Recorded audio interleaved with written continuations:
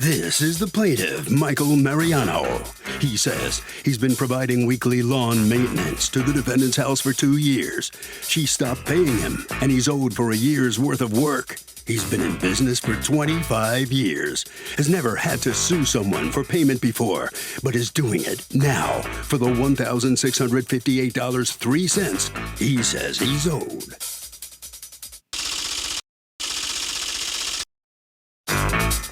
This is the defendant, Elaine Thiel.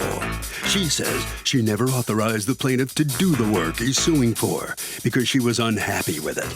She has no idea why this guy's suing her, but she owes nothing and will prove it today in this court. She's accused of being a real pain in the grass.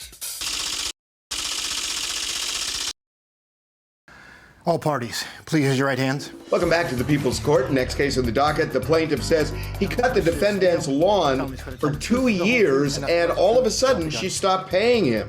But the defendant says she never authorized the work and she wasn't happy with it to boot. It's the case of you're a real pain in the grass. Thank you, Douglas. You're welcome. Okay, Mr. Mariano and your landscaping business, you are suing one of your former clients for $1,658.03 that you say she owes you and hasn't paid you. Talk to me. Tell me what happened. Mrs. Steele was a customer of mine for 2 years, 2018 to 2019. The year of 2018, I never had a problem getting paid from her. We started up the year of 2019, and we did a spring cleanup for her on the day of March 28th. Okay. And then we went along the next month. We only had one cut in the month of April and 4 cuts in the month of May. Okay. She had paid the April and May bill. Okay. In 6/7/19, did not pay the spring cleanup for $170. Okay. So why do you go back in July if she still owes you $170 since March? I wasn't aware of that yet. I tell my bookkeeper, I usually give my people, sometimes they are a month or two behind. So you do June and you're not paid, and you do July and you're still not paid, and you do additional maintenance in September, you're not paid. You do leaf cleanup in October, you're not paid. Just how many months does a customer get to not pay you before you guys realize it and stop working for free? She kept telling me that she's waiting for her accountant she has 3 different accounts. I've been working with the lady for a year. She's very good. We had a good relationship.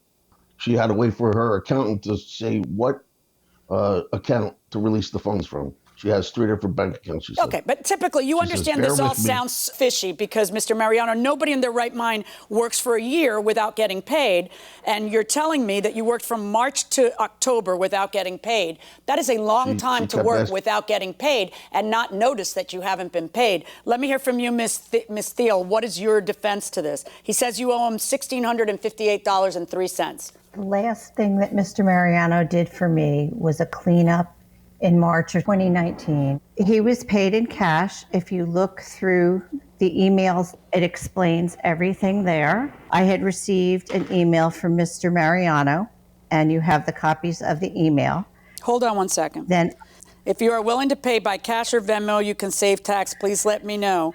You say that definitely works for me. I appreciate the offer. I do not currently use Venmo, but maybe my kids can show me how to use it. Cash works. I can give it to you or your son in an envelope if that works for you. I just do not want anyone to get in trouble. I will do it that way unless you tell me otherwise. Okay, but where is the proof that you paid it?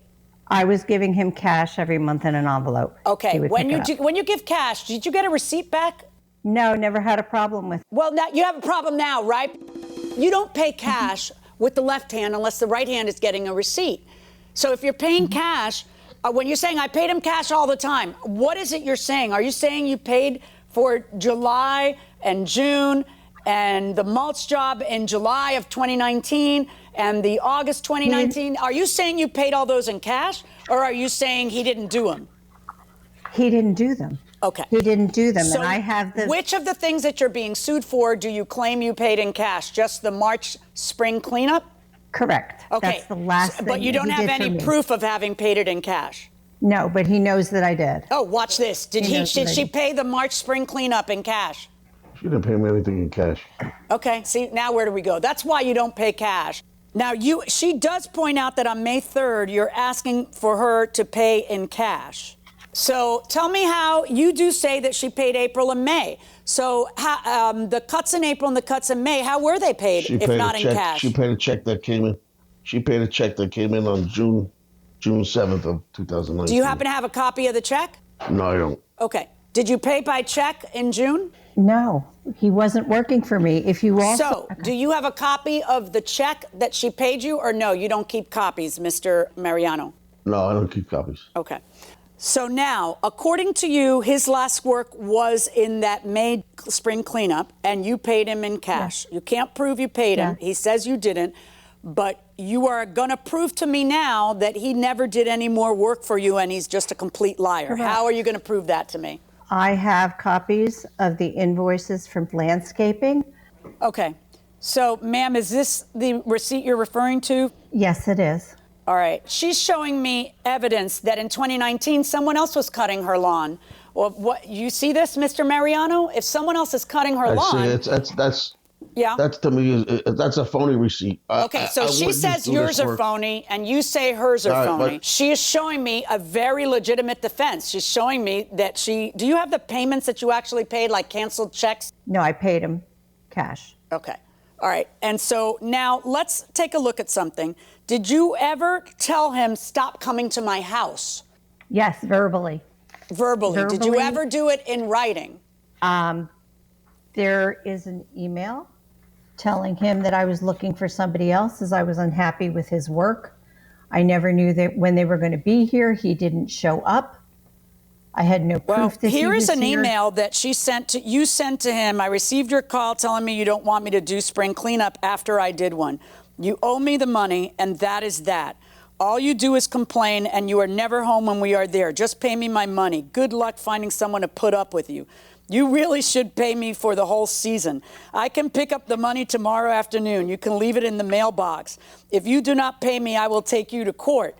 That's an email you sent her on April 3rd of 2019. And she writes back. And what email is that coming from? I don't recall that. You don't recall it? I'll say you don't recall it, or you wouldn't be testifying the way you are here today, and we wouldn't have a lawsuit if you recalled it. Take a good look at that. That's dated April 3rd. She says to you, do not threaten me. I have hired someone else. I will be home tomorrow after 4. Just call with a time and I will leave your envelope out for you. I am not paying you for the whole season. That is completely ridiculous. I told you I was not happy and was looking for someone else. As I have said before, this just does not work. I wish you and your company the best. Well, tell me, Mr. Mariano, I'm supposed to believe that after that, what? All was forgiven? And so while she's paying the other company that she says in that email she was going to hire, you were also doing that? Yeah. But that is your email, right? At yahoo.com. That's your email, right? That's one of my emails. Yeah, I don't know. Yeah, look at that. That sounds like you, though. All you do is complain. Good luck getting someone to put up with you? No. No? I didn't write that email. All right. Well, based on the emails. But the thing is, can I say one more thing? No, you cannot. Based on the emails. Based on the fact that these are 2-year-old receipts, based on the fact that, according to you, you worked for free for virtually all of 2019, which I find to be slightly unbelievable, based on the fact that you tell me I've never received cash from her, but I know you're willing to take cash because you were willing to cash app as opposed to getting checks and charging tax or whatever it was, based on the fact that she hired someone else who we know was billing her for doing it, I am not going to look at all those things and say, you have proven your case. I find that you haven't, and I am ruling in favor of the defendant in this case. So it's a tough lesson for the plaintiff in this case. Mr. Mariano does not prevail. Mr. Mariano, let me ask you, what are you thinking about the outcome of the case? Those bills that she got from some landscapers, they're phony because I did all the work for her, and I don't recall. You have no proof, though. You know, that's your problem. You don't have any proof. You don't have canceled checks. You just live and learn, I guess. No way to convince the judge. Tough lesson. I'm sorry for you, but that's the outcome. Yes, it is. Live and learn is right. Ms. Teal, how do you feel right now? I'm sure you feel a lot relieved. Am I right? I am relieved that this is over. It has been long. It has been tiring. I have been bullied, harassed, and it just needs to end. And I wish him and his company the very best. It just did not work. Have you learned anything about paying companies in cash? Yeah, I learned not to do that anymore. I definitely have learned not to do that anymore. Yeah, well, if you learned that, you've learned a very good lesson here in the People's Court. And I appreciate it. Good for you. All right. Good luck to you. Thank you. Harvey? Doug, this is interesting because the plaintiff is saying, look, I didn't get paid for 7 months. The judge isn't buying it because why would he keep doing the work if the defendant isn't paying? This is why it's so important if you're doing work for somebody and they stop paying. You may want to continue doing the work, and if you do, that's okay, but document the fact that you didn't get paid. What did you think of the Saturday Night Live parody of People's Court and of the actress who played you? Oh, that was really exciting. I mean, we weren't watching it that night.